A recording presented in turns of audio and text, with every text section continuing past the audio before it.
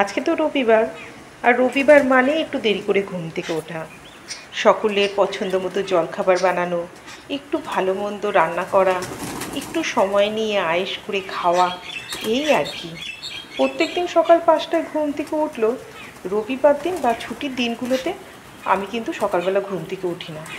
মিমির বাবাও একটু দেরি করে বাজারে যায়, আর সকালের চাটা কিন্তু উনিই তৈরি করে।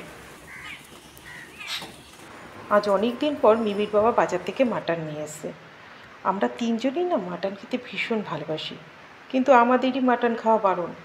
আমার তো একটু হাই প্রেশার আছে, আর মিমির বাবার প্রেশারটি নেই, কিন্তু সুগারটি কিন্তু ধরেই নিয়েছে। মিমির আবার গাইনের প্রবলেম আছে, তার জন্য ওর আবার রেড মিট খাওয়া ভালো নয়। কিন্তু কি করব বলুন, মাঝে মাঝে তো একটু খেতে ইচ্ছে করে। চর্বিটা যদিও বা ছাড়িয়ে নিয়ে এসছে, তবুও অল্প তেল মশলাতেই রান্না করব। কি দরকার বেশি তেল মশলায় রান্না করে, একটু পাতলা ঝোল করব। আজ আর বিশেষ কিছু রান্না করব না, শুধু এই মাটনের ঝোল আর ভাত। পুজো তো চলেই এলো, কিন্তু পুজোর বাজার তো এখনও শুরু হয়নি। এরপর তো বাজারে খুব ভিড় হয়ে যাবে। আর আজকে রবিবার, তাই ভাবলাম ছুটির দিন আছে, ঠিক করলাম সবাই মিলে পুজোর বাজারটা আজকে সেরেই আসি।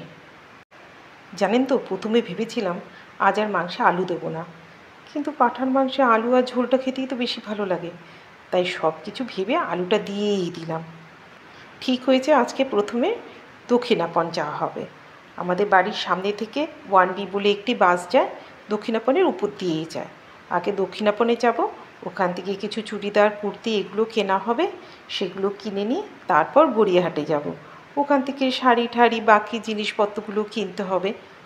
তবে ঠিক হয়েছে আজকেই সব বাজারটা একবারে সেরে আসব, একটু রাত হলেও অসুবিধা নেই।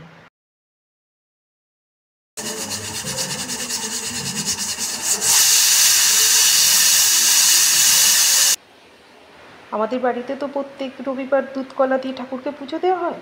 এই কাজটা মিমির বাবাই করে ছুটির দিনগুলো বা রবিবার করে। যেহেতু আমার অনেকটা কাজ থাকে, তাই মিমির বাবা পুজোর কাজটা সেরে নেয়।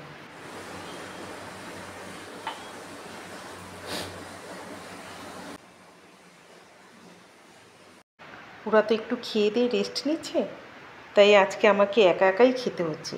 এমনি রবিবার দিন বা ছুটির দিনগুলো আমরা তিনজনে একসঙ্গে খাই, কিন্তু আজকে এত কাজ ছিল না, সে কাজগুলো সারতে সারতেই অনেকটা বেলা হয়ে গেল।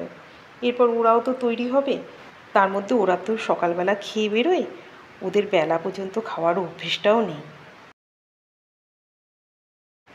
আমি কিন্তু একদম রেডি হয়ে গেছি, কিন্তু ব্যাপারটা হচ্ছে যাওয়ার সময় এক বিশাল বিপত্তি। তালার চাবিটা খুঁজে পাওয়া যাচ্ছে না। এই যে এখানে মিমিও রেডি হয়ে গেছে। অবশেষে চাবি পাওয়া গেছে, চলুন এবার বেরোই। আমরা পৌঁছে গেছি দক্ষিণাপনে। আজকে ছুটির দিন বলে আমাদের মতো অনেকেই কিন্তু দেখুন বাজার করতে এসছে।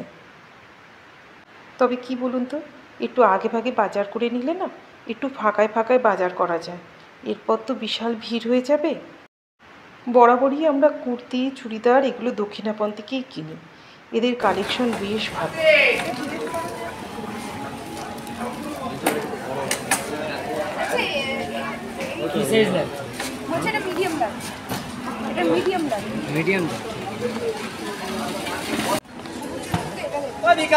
এই খরচা কোনো পরিচালনা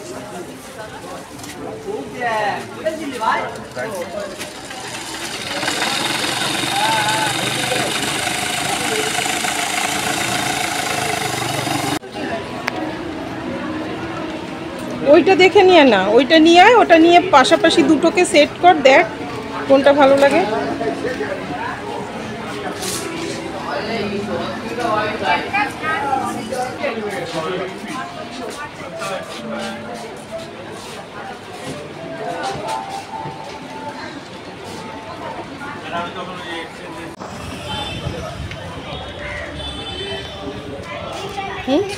কলকাতা বাজারে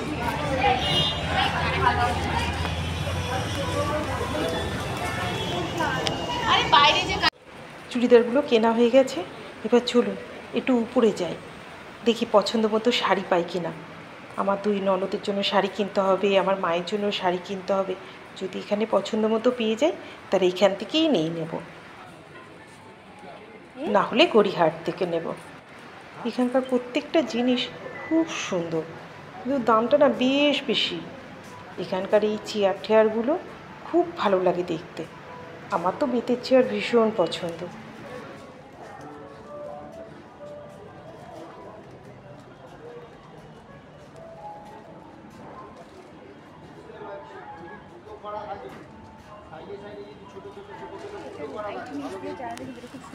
এখানকার বাজার তো শেষ হয়েছে, এবার চলুন চট করে গড়িয়াহাট থেকে ঘুরে আসি।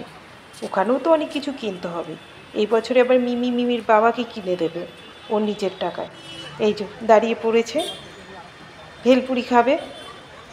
যখনই এই গড়িয়াহাটে আসবে আর শ্যামবাজারে যাবে তখন ভেলপুরি খাবে। ওখানকার ভেলপুরিও খুব ভালো খেতে, তবে এই ভেলপুরিটা খুব ভালো বানিয়েছে।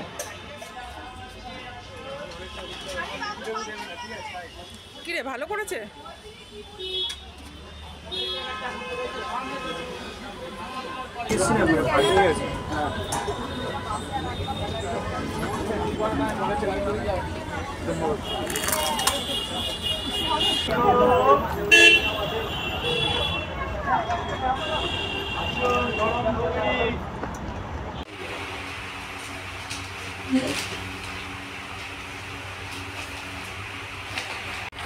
এইরকম মানে অড লিস্ট থাকবে এই যে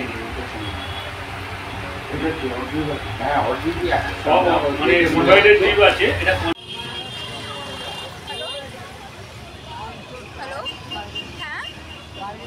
এখন রাত্রি 9:30 বাজে, তবুও দেখুন রাস্তায় বেশ লোক। ওই যে আমাদের ক্যাব চলে এসে, চলুন এবার বাড়ি যাওয়া যাক।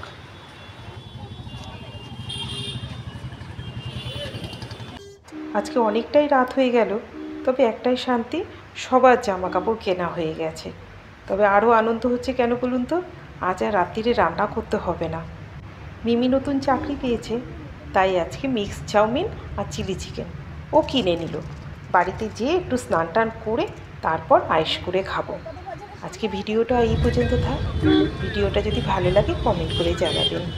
আপনারা সবাই ভালো থাকবেন, লাইন দেখো। সুস্থ থাকবেন। আজ তবে আসি, দেখা হবে খুব তাড়াতাড়ি নতুন ব্লগে।